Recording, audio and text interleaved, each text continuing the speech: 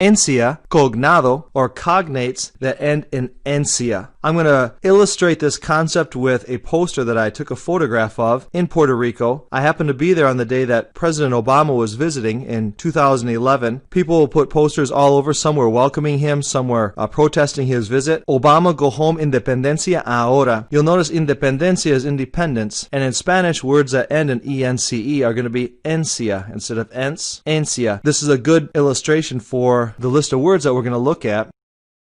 So let's look at the rest of this list. General, any word that ends in an AL. Then we have three words here together, part, base, and air in English. We'll show you how those things change in Spanish.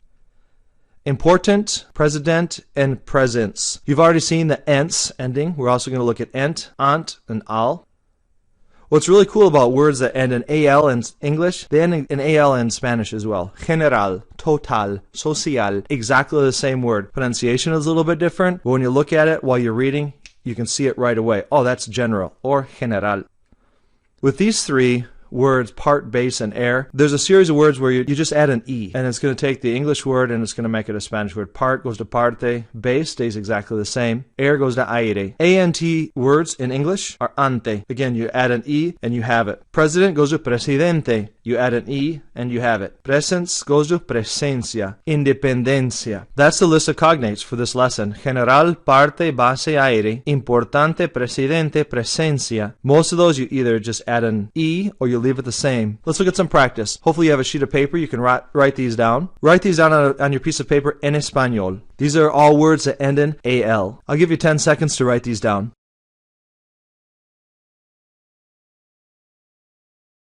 This one should have been pretty straightforward for you. Social is social. Final, final. Special is a little different. It has an E in front. Other than that, it's the same. Especial. Actual is actual. Now, when you look at this, actual does not mean actual in Spanish. So it's kind of a false cognate. It looks the same, but it means something different. It actually means current. For example, un evento actual, that's a current event. Or eventos actuales, current events.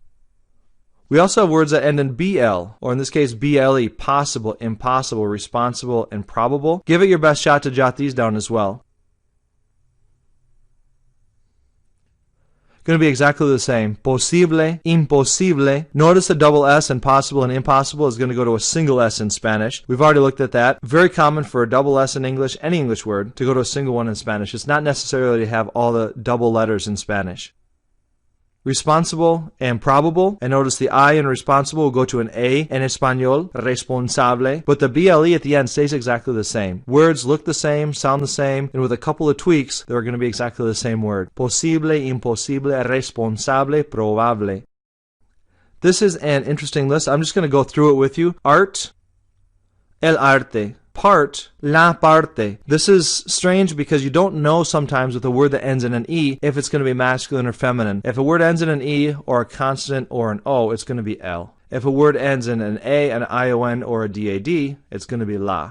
So in this case, you don't know oftentimes if it's an E. Is it la or L? So you just have to learn it with the word. In this case, it's el arte, la parte. Same with chance is going to be el chance, la base. We have el aire, la serie. So la parte, la base, la serie, those three are going to be feminine, while most of the words that end in an E are going to be masculine. Take a second and write these ones in Espanol. I'll give you 10 seconds. These words end in either ANT or in some cases IVE, but in Spanish they're all going to be ANTE. For example, important goes to importante. Notice what happens with inhabitant. You're going to drop the IN, habitante. Representative goes to representante, and if something is impressive, it is impresionante. Again with a double S going to a single S, and all of them ending in ante.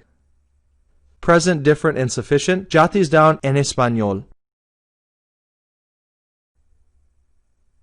Words that end in ENT in Spanish are going to be ENTE. Presidente. Again, the double F in English will go to a single F in Espanol. And we'll look at this last list with words that end in ENCE. This is the one that we began the entire lesson with the Obama poster, the independencia. So give it your best shot. Jot these 5 words down en Espanol.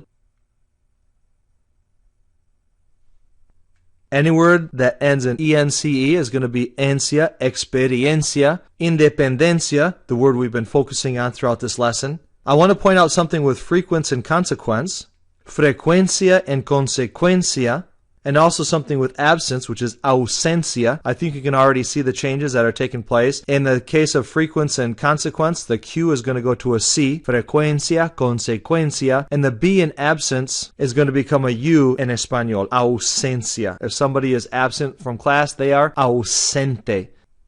That's the list that goes along with our poster, independencia ahora. Then let's look at this repaso.